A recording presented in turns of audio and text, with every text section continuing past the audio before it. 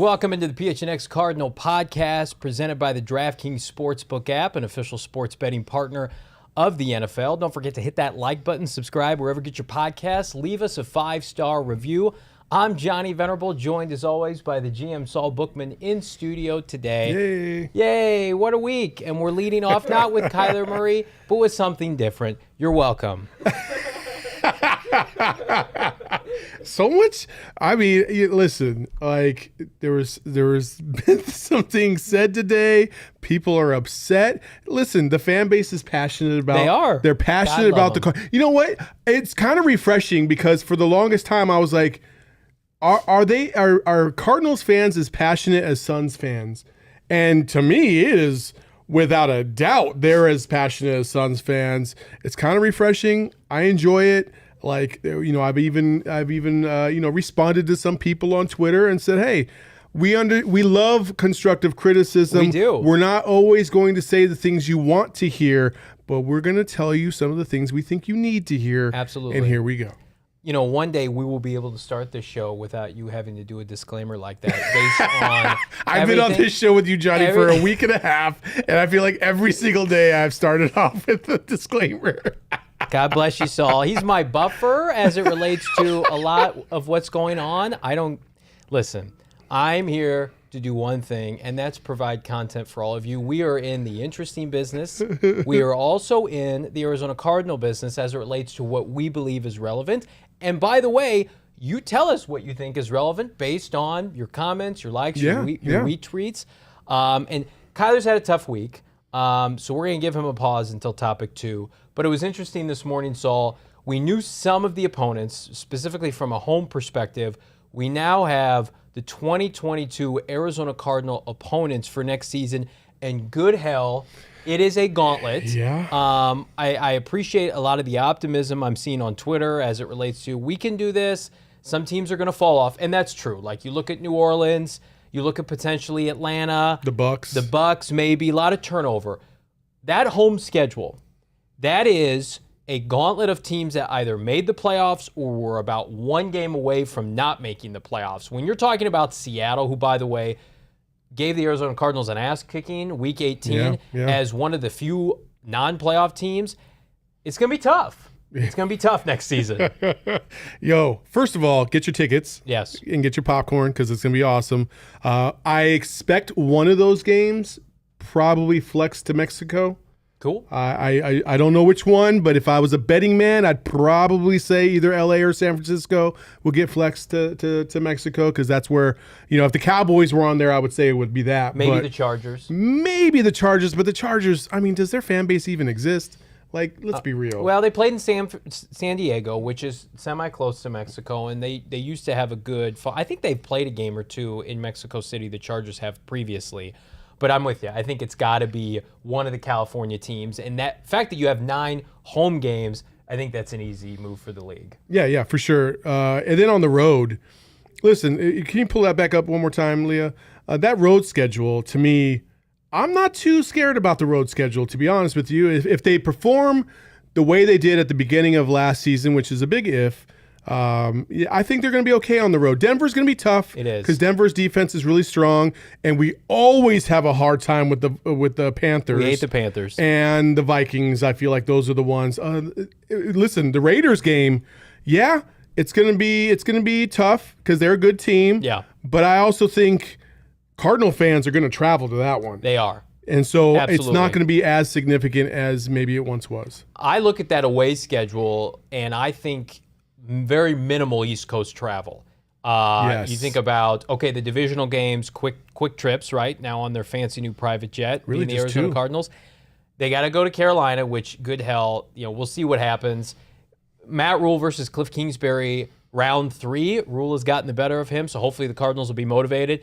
And then Atlanta, the Cardinals usually play Atlanta well. And then Minnesota, if you consider that robust East Coast travel, I don't. But that's just a place historically. That team in that stadium in years prior, they haven't played well. They haven't fared well. So I will say that the Raiders trip, the Denver trip, those are very favorable matchups because you assume those are going to be 1 o'clock kickoff times for the Cardinals. So it's the home games for me. The Cardinals were so bad at home last year, and now every week, one more time, Lee, with the graphic. I'm sorry, I'm just going to keep asking you to pull it up.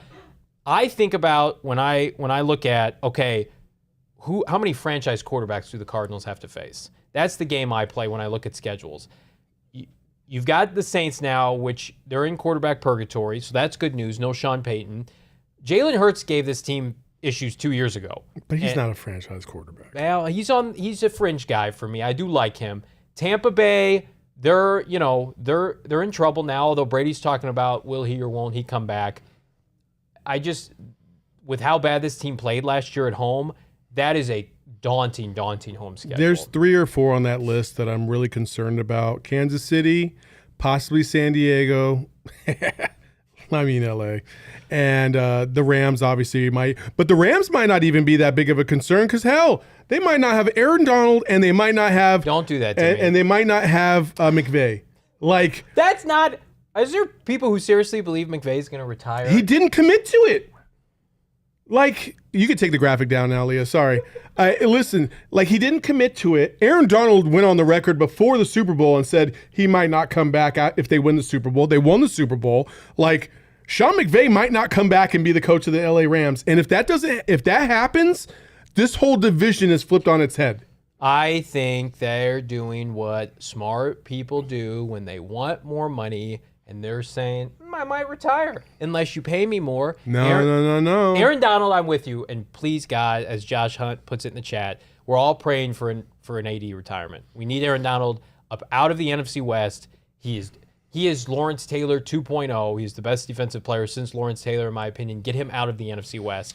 There's no way in hell that McVay is leaving. Dude. No way. Look, if you're Sean McVay and you look at this Rams team, you know that the future is going to be shit because you don't have a lot of draft capital. I don't buy that. And it's going to be all free agency stuff. You can only have so many max guys on your roster before you run out of money. Like, I just don't see. I think he sees the future and what it could hold, especially if Aaron Donald retires. And he's like, you know what?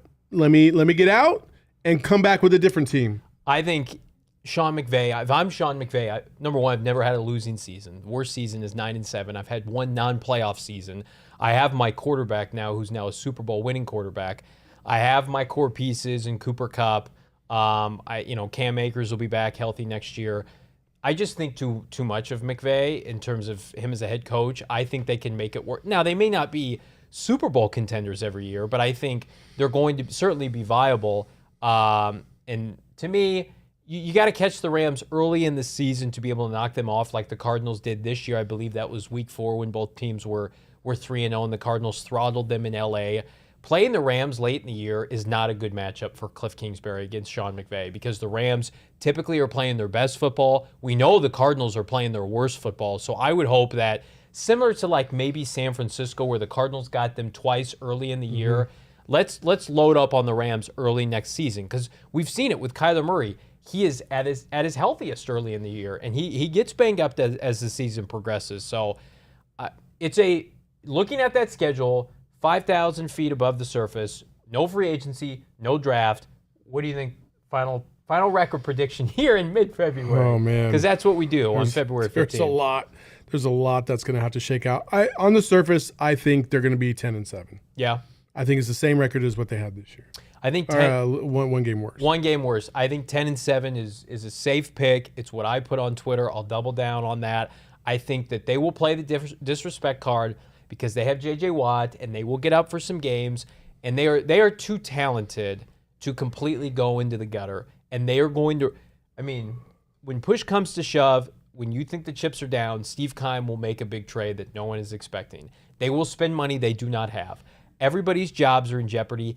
And Cliff Kingsbury, for all the crap that he's getting nationally, like he can put together game plans that leave you head scratching your head like, who is this guy? This guy's unbelievable. He went into Cleveland and just embarrassed them. He went to Seattle and went to San Francisco with Colt McCoy, 2 back-to-back road divisional games, and he dominated. Like, so we can get those performances. It's not like we haven't seen the Cardinals put together those kind of performances.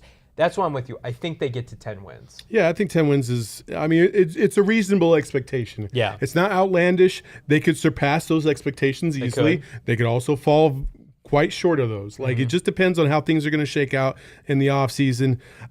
And listen, that home schedule is a gauntlet, but I'm hoping that they'll flip this year on its head and say, hey, that was more of an outlier than it was the norm.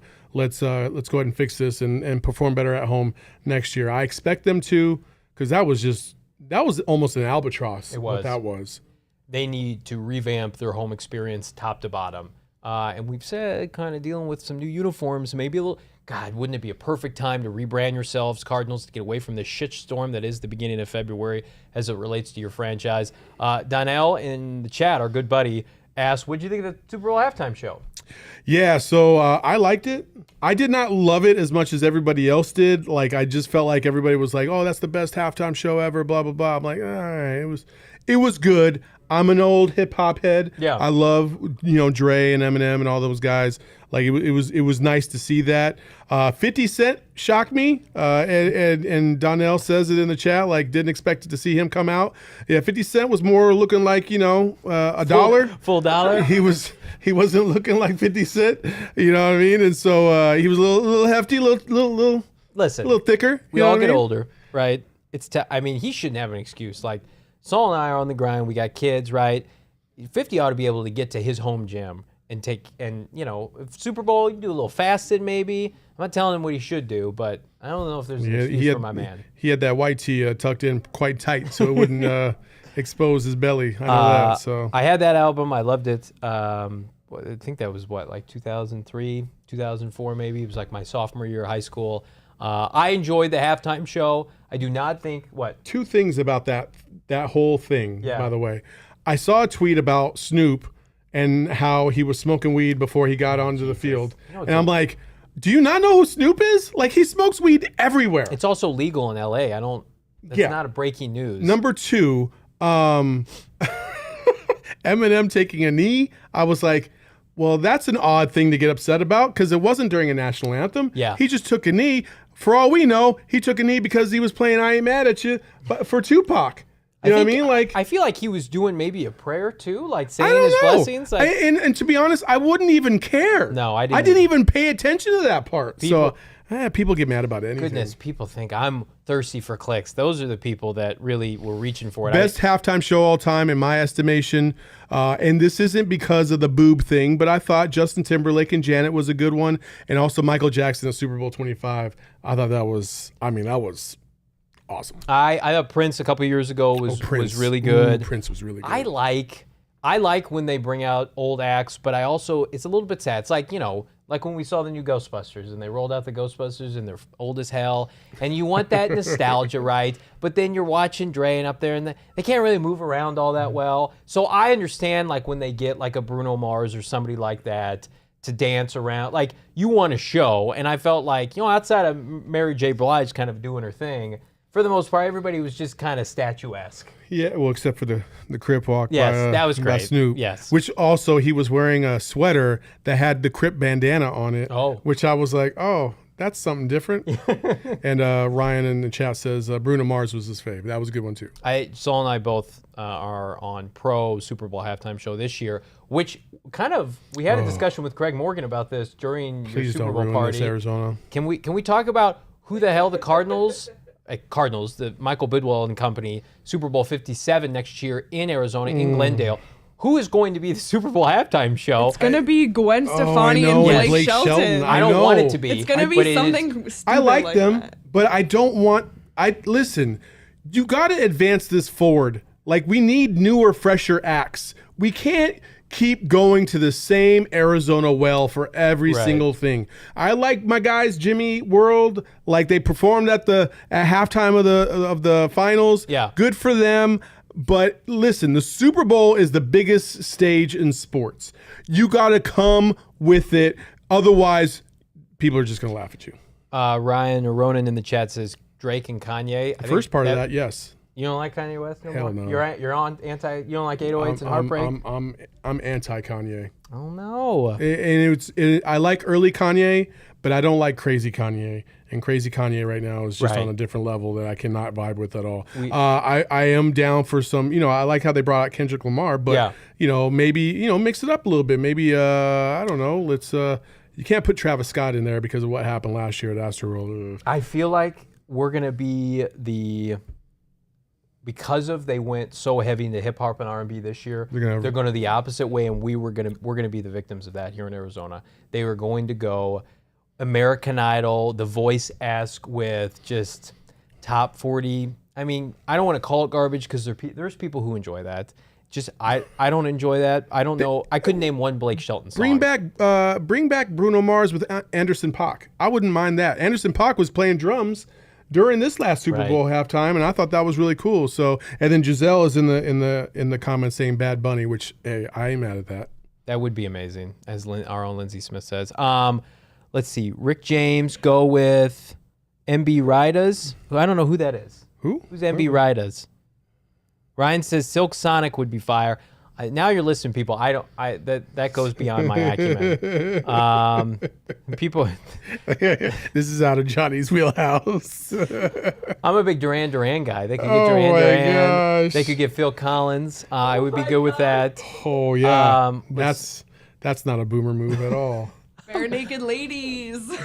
Oh my gosh. People are already gonna How think about it's Justin Bieber? Silk Sonic. More people in chat saying Silk Sonic. All right, maybe Silk Sonic. I'll have to look them up. I'm not familiar with them. I probably have heard their music. All right, this is good stuff.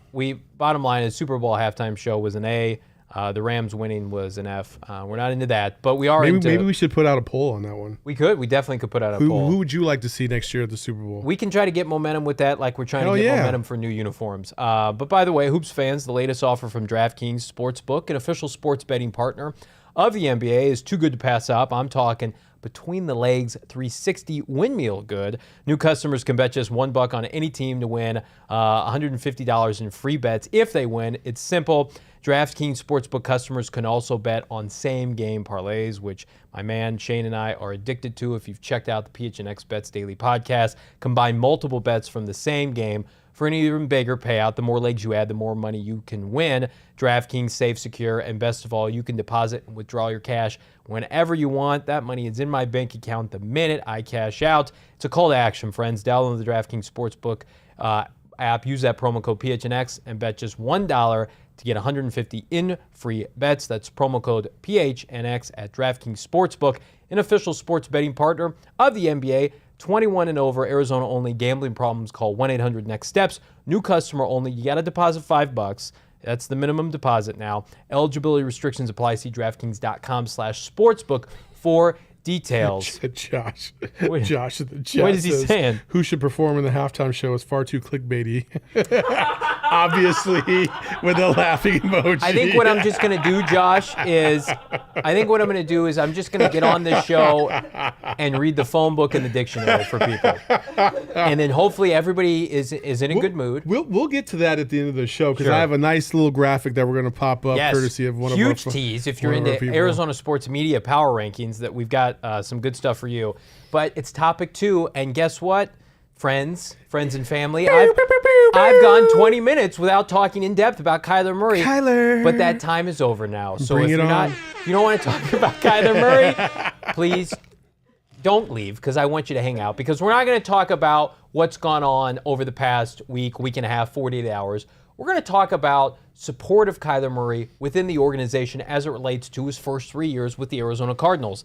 Pro Football Focus, one of their esteemed writers, put out basically a tweet today that said it broke down the support or lack thereof that Kyler Murray has got through the draft.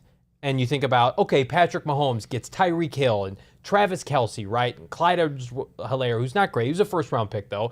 You know, they're trading picks for offensive linemen. Who has Kyler Murray got these past 3 seasons in the draft? Leah, if you could put that graphic up for me. Oh, good hell. Oh, yeah. Here we go. And this is all with a big fat asterisk saying, yes, they got Hopkins for, a carton of milk and a second-round pick. But you build through the draft. This is what we got going on.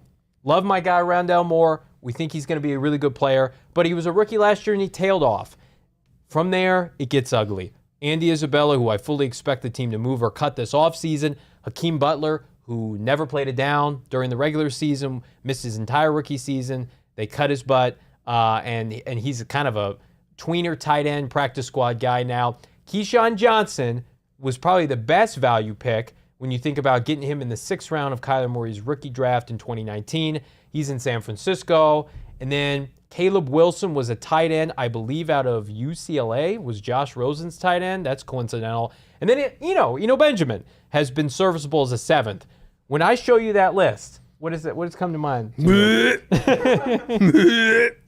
It's not good. It's not great, Bob. No. Especially when you look at some of the options that were there at potential picks that the Cardinals did have, whether it be the 1st, 2nd, or 3rd round. Obviously, the two that come to mind immediately are CeeDee Lamb and DK Metcalf. Okay. Those are the two that come to mind immediately. Okay. Because both of those guys ended up being game changers. Yep. Right?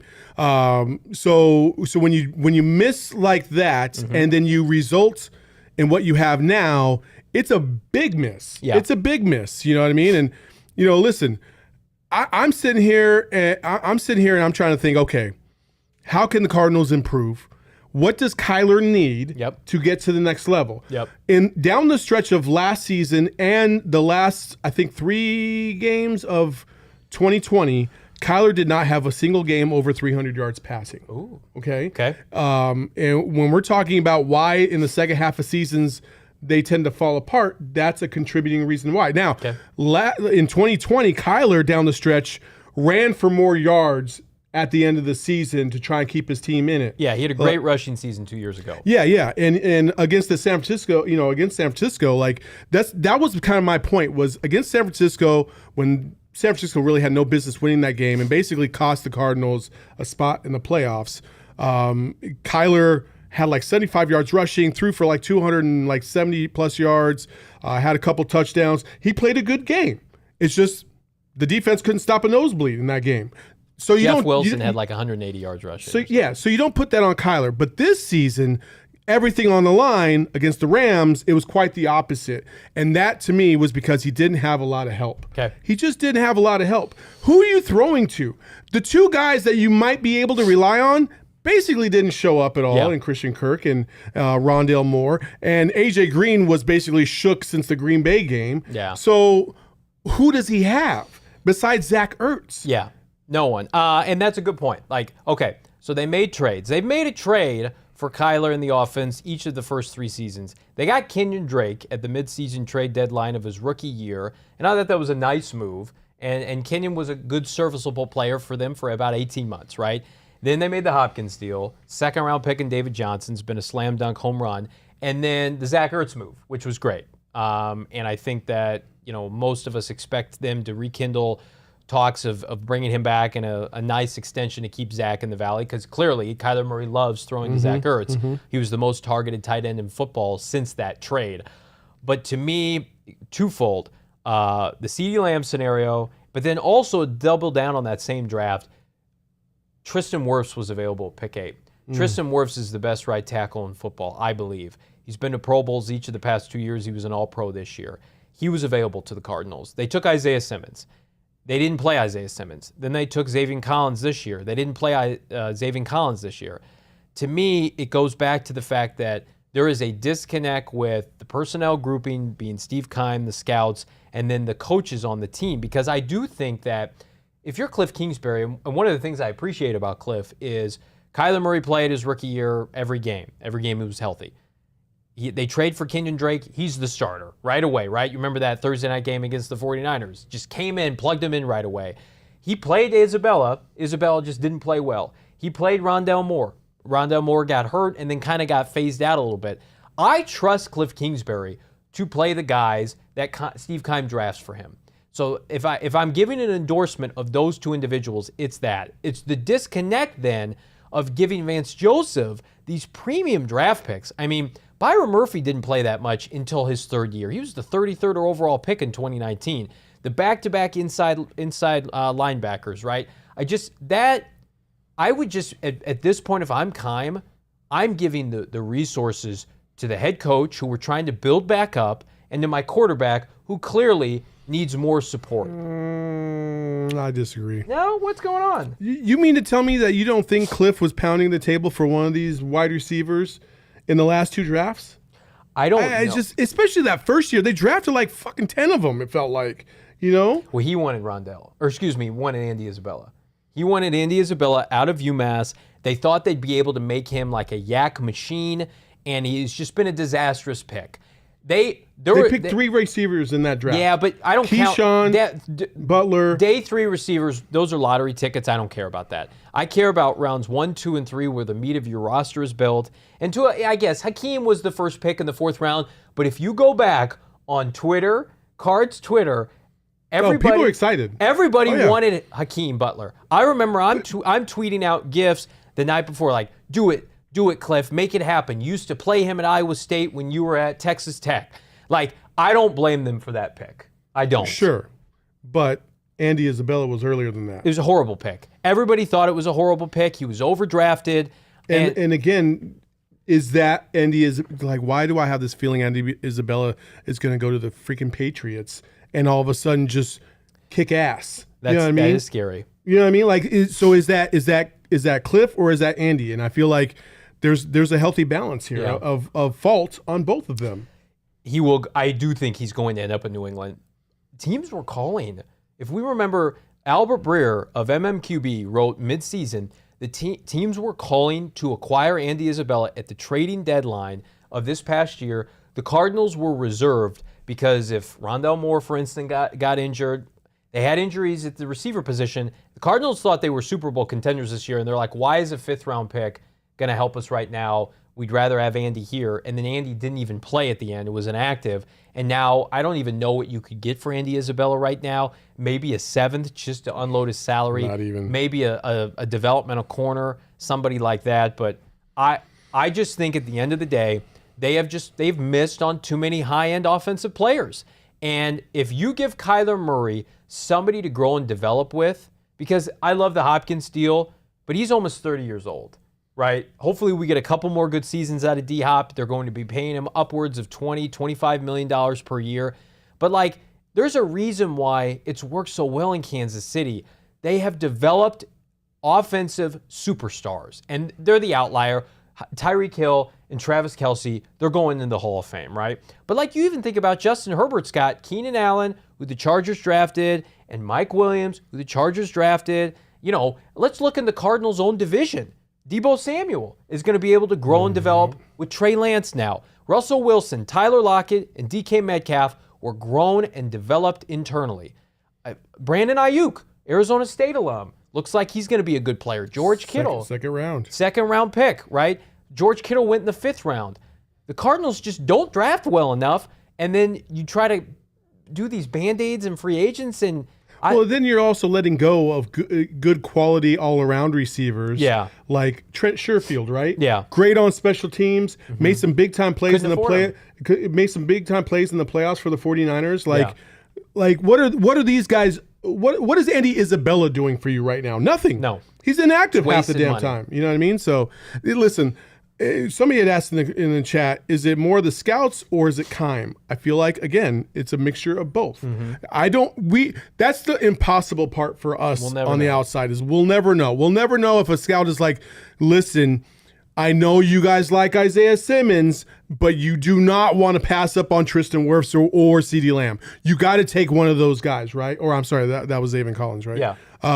And so, like, we have no idea. And listen, when you're the trigger guy and you get excited about a player and you think you absolutely know that this is the way to go, then that's that. I think doesn't matter how much research these scouts have done. As we enter draft season and we talk about projections, my only ask of this organization is one thing.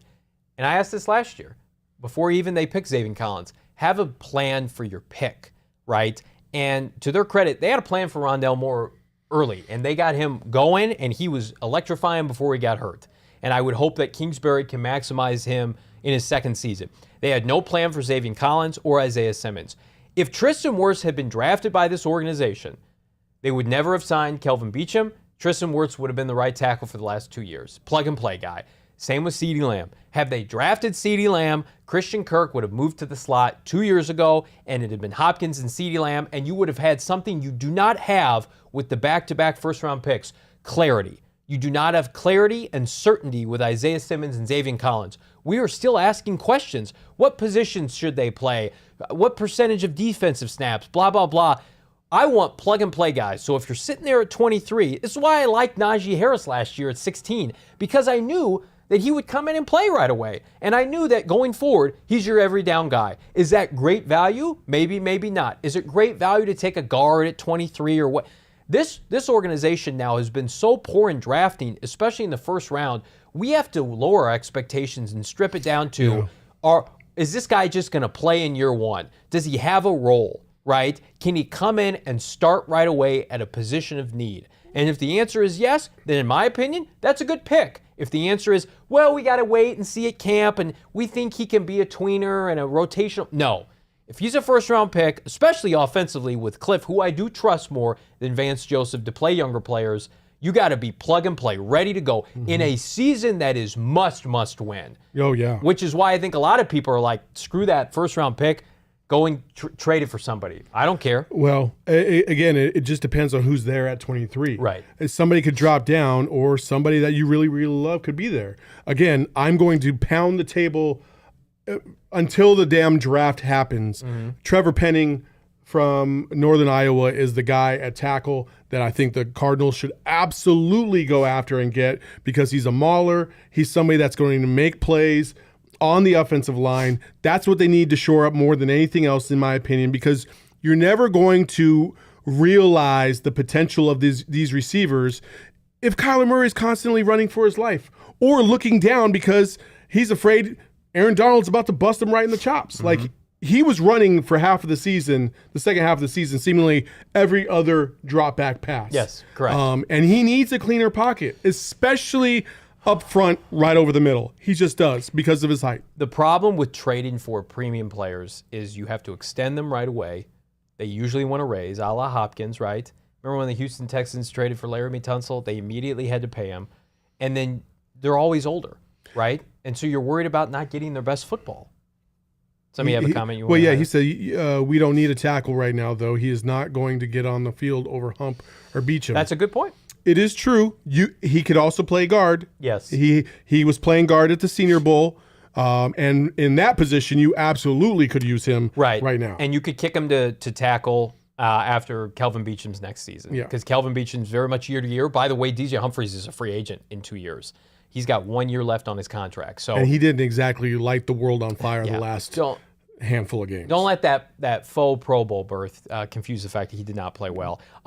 What you shouldn't be confused on, by the way, are these phenomenal new tees that we have at our PHNX merchandise locker, PHNXLocker.com. I have our brand spanking new Bird Gang t-shirt right here. I'm just going to show it off. It is fantastic. The highest quality of fabric. You can get it right now at PHNXLocker.com, $29.99, or you can become a member, join our family at GoPHNX.com, get exclusive content. We are in the full swing of NBA season. We're praying to God baseball season shows up here, but we've got content coming around the clock. We're going to be at the Combine in 2 weeks, NFL draft coverage, free agency at GoPHNX.com. 50 cents for the first month, $8.99 for the subsequent months, or you can pay just under $60 right now, which is half for the entire year, and get this free t-shirt or any t-shirt you want right now. I think we've got 20% off our Phoenix Suns t-shirts going on right now. That's at GoPHNX.com. You can't beat it. No, you can't beat it. It's nice quality material. It feels good on the skin. It's not that bullshit 100% cotton stuff that shrinks 2 sizes when you wash it. Like, it's good stuff. So over the weekend, this has kind of gotten lost in the shuffle a little bit. Real quick, Metallica. Yes, I'd be all down for Metallica playing at the Super Bowl. Really? Oh, yeah. I love Metallica, man. Yeah, they got good stuff. I mean, again, you're going with the old heads again. You are going with the whole heads, but it's almost similar to the 90s hip-hop heads, is that Metallica was a vibe in the 90s. Yeah. And, like, and they get down. Like, you can get down with that beat. Like, it's just sick. It is. There you go. Anyway. Okay. So another old head. Let's talk about this. So Calais Campbell, former Arizona Cardinal, over the weekend, former Walter Payton Man of the Year, was with the Baltimore Ravens this past season, intends to come back for a 15th NFL season, has put his name in the free agency wire. You could get him, I would imagine, for relatively cheap. He only had 1.5 sacks last year, but he was healthy. I just think, Saul, and I posed this question to you. I'll let you answer here in a second. I just think right now for this organization, they are looking for good press. And you're not going to bring back Honey Badger because of the burned bridges that he has with Steve Keim. And I think Honey Badger might be a little unrealistic, that being Tyron, with his market and what people may pay him. And the Cardinals don't need a safety. You want some defensive line help? You want to get him in here with J.J. Watt because J.J. Watt's back next year. I think that if I could predict one free agency move that I would not be surprised by in the slightest, the Cardinals go out early. They did this with Terrell Suggs 2 years ago. Remember how bad of a signing that was? And I think Clayus is a better player than Terrell Suggs was.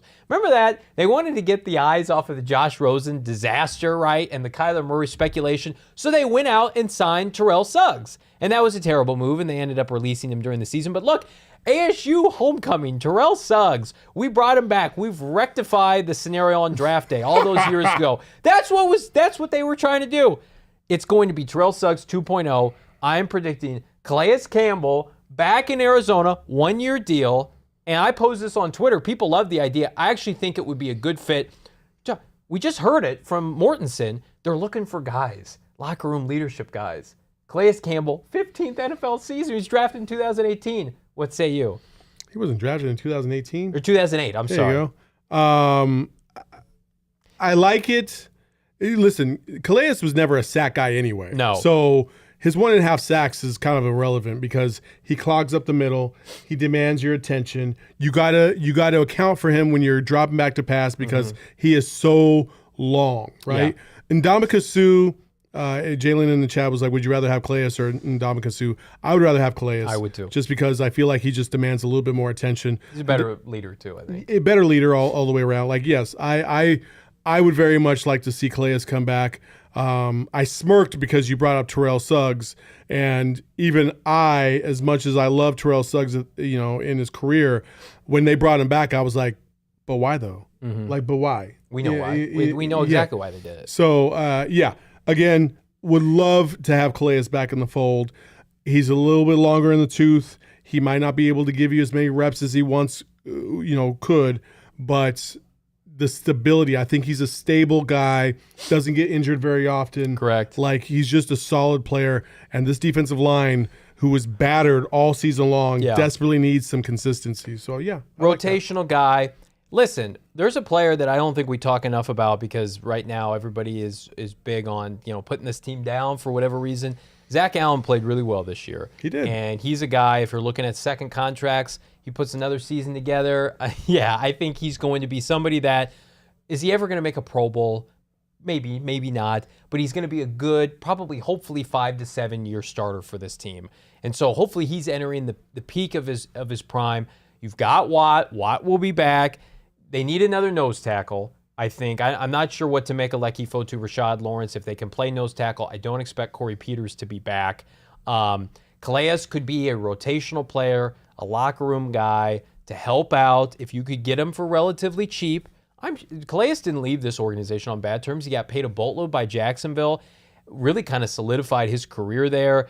Walter Payton, Man of the Year, somebody that the league puts up as just one of their shining beacons of just a great human being. So if you could get him back here for relatively cheap, I would be all for it. Especially then, I don't feel like you would have to reach on a player at 23 or in the 50s, whenever that second round pick is, to fill that whole rotational defensive lineman. So I would be for it. It's something that I thought was interesting. You had something that you found on Twitter as it relates to Arizona media that you thought was interesting, and I am legitimately hurt by it. It hurts me. Our guy, let me make sure I get this tag right because I don't want to do this kid any justice, but I do very much appreciate the CO life, the _CEO _life out there doing his thing on Twitter. Posted this graphic on social ranking journalists that cover the Cardinals in the area, and our own Johnny Venerable was, who is your source? Made the cut. Hell yeah. Made the cut, but you were fourth on the line, which is second from the bottom, along with Alex Clancy, Mike Jurecki, and Josh Weinfuss. Dead last was Chuck Harris. Yeah. But what I find interesting about this, and this is a very good experiment on what is journalism, what is social media, Yeah. and what people view as a journalist, right? Darren Urban, fantastic guy, has been a journalist for a very, very long time, but he covers the team for the team. Correct. He's employed by the Cardinals. He is employed by the Cardinals. They even have the Cardinals team account on there. Great consistency by the team. Well, hell yeah, that's great consistency. Well, let me say this. So it depends on what your flavor is in terms of what you consider news or journalism or whatever. You can take the graphic down now, Leah. Because those two things, in my estimation, the Cardinals and Darren Urban, that tells me that this particular individual likes a very, we got to say it's one-sided. Pro team. It's a pro team account. And there's nothing wrong with that. That's what you want to consume. Absolutely. Go ham. That's what you like. Perfectly fine. There's other guys on there that stir the pot a little bit, yourself included. And then you got your guys like Jess Root and Mike Jurecki also works for the team as well. He just blocks everybody so no one can see his tweets. Well, put it in your chat if you're blocked by Mike Jurecki, by the way. I love Mike Jurecki. I've always had a great relationship with him. He helped me coming up. He's always been friendly, and he's always been a pro team guy. And he will call people out on their own BS when they try to call the team out. And that's kind of my thing, though, right? Like, listen, Johnny, you've gotten shit on in the last week and a half. Yes. And people think that you have legitimately started this whole Kyler thing all by yourself. I'm honored. Which is quite a move.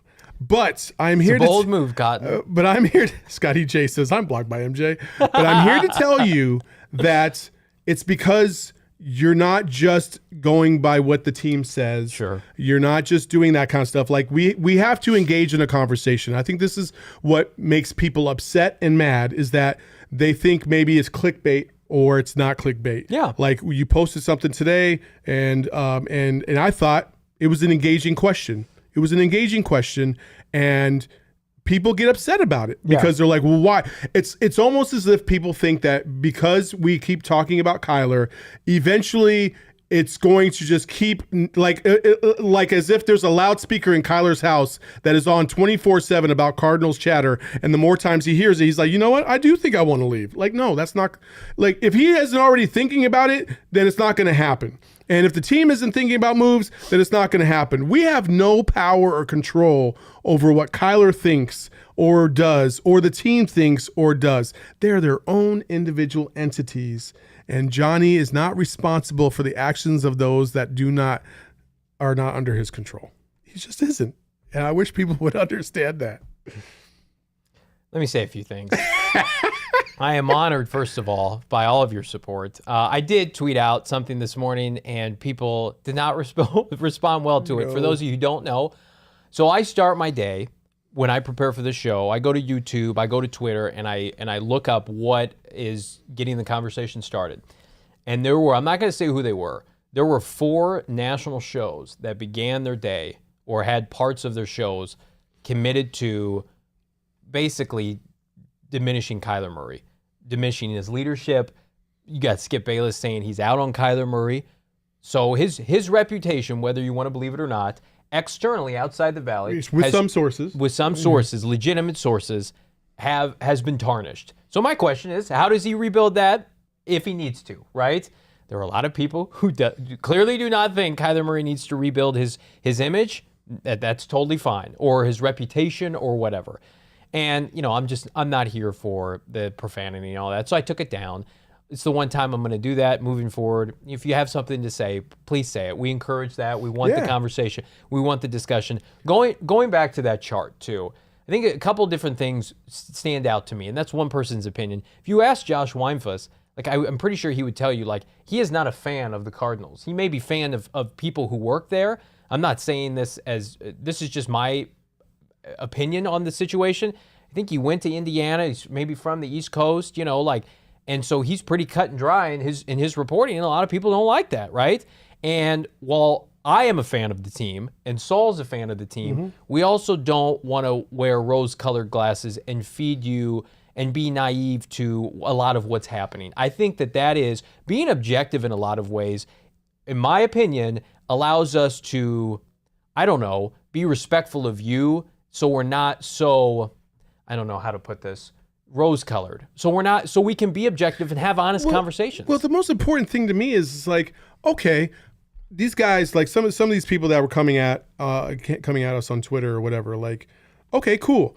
If you and I were sitting in the garage and we were talking about Kyler Murray, would we be talking about the same things? Or would you want to hear me be like, oh, I love Kyler. He's doing nothing wrong. Like, I don't know why this is, like, no. We would be having an engaged conversation just like we normally do about any controversial topic. Like, this is no different, right? We are a mouthpiece, right? We have this outlet, we have this network, we're trying to put information out there. Not all of it is going to be, hugs and kisses. We're not going to hit 1,000. We're going to break some eggs. Yeah. I mean, it's just what it is, man.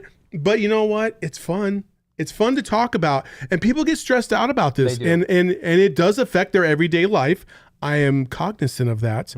But at the same time, we do have to have a discussion. We do. Because people are in our chat and they want to know. They have other questions that they want answered. Like Christy Marie right now saying, are either Kirk or Green coming back? Honestly, I would let them walk. Also, would you rather re-sign Edmonds or Connor? I will tell you this. I think Kirk and Green are both going to be gone. Correct. And I also think that Connor will come back. Probably not Chase Edmonds. I would agree with all that. Hey. Well said. Cardinals update. This whole situation is not fun. And I think that is the root cause of this is it's not fun. No one is having fun with this Kyler Murray speculation, and people think that we're having fun with it. I have to present talking points to get your opinion. We want your opinion on it. And if I come up here and we lead the show this past Monday and Tuesday on NFL draft prospects, you know what everybody's going to be saying in the chat? What do you think about Kyler Murray? What the hell's going on with Kyler Murray? Talk about that. So then we talk about it, and it's like we're driving a narrative that doesn't exist. That clearly does. So the other thing I do want to say, and I'm going to defend my man right here, because which you don't have. I don't ask him to do that. By the way. I got this on my own. I'm my own fucking man. Nobody wakes up in the morning first thing and tries to get a pulse of what everybody's talking about like this guy. They just don't. And he's been doing Cardinals Twitter and Cardinals social for a while, before he even came here to PHNX. And that's the reason why I reached out to him to bring him here, is because I thought he had a pretty good pulse on what people want to talk about when it comes to the Cardinals. And for everyone that always complains about why does the national media not cover the Cardinals? Why don't they talk about us? Why can't they just do this? Like, you have this guy that wants to talk about this stuff. He wants to bring this to he wants to bring this to your guys' purview. He wants this purview, not purview. The forefront. The forefront. There we go. And we are engaged in this conversation. Like, listen, Kyler Murray's the quarterback of the Arizona Cardinals. We both don't think that should change. No. We both are on Team Kyler. Like, go back to the first game of the season and watch my man jump around the newsroom when we're watching the game because he's excited about the Cardinals. Like, everybody's got this thought of what traditional media is. We're not traditional. Do you want, and Cardinals update, I appreciate this because this is what I hope everybody's end game is. We expect excellence from this organization. We want excellence. By the way, I think that's what Kyler Murray wants too. Yes. If you want status quo, this team will never be held accountable. You know who holds their teams accountable? The teams in the East Coast, right? The teams in the markets that have historically won because they demand it, right? You don't think that people in Green Bay right now are pissed as hell at the Packer front office after that Jordan Love pick and put pressure on the front office? Like, figure their shit out with Aaron Rodgers. And that's not a talking point every single day. I follow Packer beat writers and Packer reporters there, do the same kind of media that we do. It's the talking point all the time, right? We are here hopefully to shake up a little bit of what has been the status quo for far too long. We are here to be a thought partner and a driving catalyst of what you want to hear. Yeah. And if we're not doing that, then we're not doing our job. So I appreciate the kind words. We want this to be an outlet for you to express what you and feel and hear and want to discuss. And if Kyler Murray wasn't such a lightning rod right now, we wouldn't talking about him, but he's the biggest brand this organization has had since Larry Fitzgerald, and will probably supersede that after everything is, and not talking about a better player, just as a individual brand. Kyler Murray is on a different level. He's on a national level, and he's the quarterback of the Arizona Cardinals. So we got to talk about it. I'll say this. I will admit that I did not think that Kyler Murray was the national lightning rod that he ended up being in this last week and a half. Yep. I will say that right now. I would agree with that. And for that alone, he is already on another level than Larry Fitzgerald, because largely Larry Fitzgerald never ruffled the feathers. Well, and right? he was a receiver too. It's harder. Yeah, but he's the quarterback. He's the face of the franchise. He is an up-and-coming he's an up-and-coming quarterback who could have Hall of Fame potential. Absolutely. Or he does have Hall of Fame potential. That's not a could. He has that.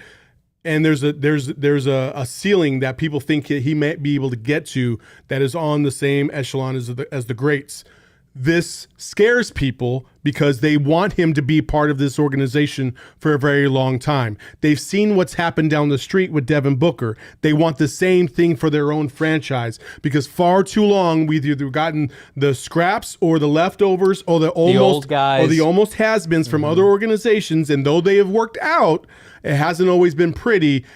This is the first homegrown talent. People want to hold on to that. They're passionate about it. We appreciate your passion for it, and we want to encourage that passion to come across constructively, and we will absolutely engage with you on social, on this show. This is your show. It is. And we want you to feel like you are part of this show. That's the best way to describe it. And we can talk about how the Cardinals are in the wrong, and we can talk about how some optics with Kyler Murray don't look great, but also clearly defend him in what we believe the organization cannot screw this up. They have to make this work. I believe they have to extend him, and I think they should extend him today and put this behind him so you can hit the ground running in free agency. Quickly, I want to remind everybody, children 5 and older are eligible for the COVID-19 vaccine. The vaccine is the best tool we have to reduce the chances of getting sick with COVID-19. The vaccine can reduce the risk of being hospitalized or dying from the disease. It is safe, easy, free, and effective. COVID-19 vaccines are available throughout Arizona. Visit azhealth.gov/find vaccine for a location nearest to you. Jalen has a question for you, Johnny. What's that? Johnny's the writer, so when y'all going to do a mock for us to judge? I would love to get a mock out for you to pick apart. It's been a busy week. I promise you I will have a mock before the Combine in 2 weeks, which, by the way, we will be there. And I like this point right here. If I can find it here. We need Keim. Scott says, we need more hard questions for Keim in the front office. I feel like AZ Sports Media has been awfully soft with questions. If you don't think we're going to put our foot on the gas as it relates to that, we are hoping to have access to Steve Keim's press conference at the NFL Combine so we can ask him about all this stuff. Because I agree with you, Scott. I was that person at home a decade ago, 15 years ago. Why aren't you asking these questions? What's going on? Ask these questions. Put pressure on them. What's happening here?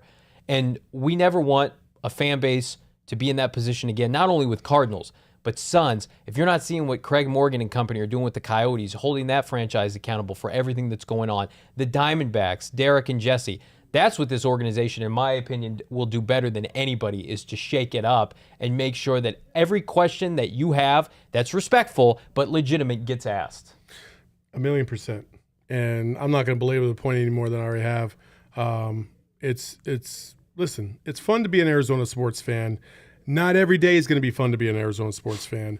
We're here to try and bridge that gap and make sure people are feeling good about their teams. We have a lot of people that work endlessly to try and bring coverage and content to you guys. That's why we encourage you to follow us on our social channels. Give us the thumbs up on the YouTube page. And it's a process. Yeah. And sometimes we're not going to bat 1,000.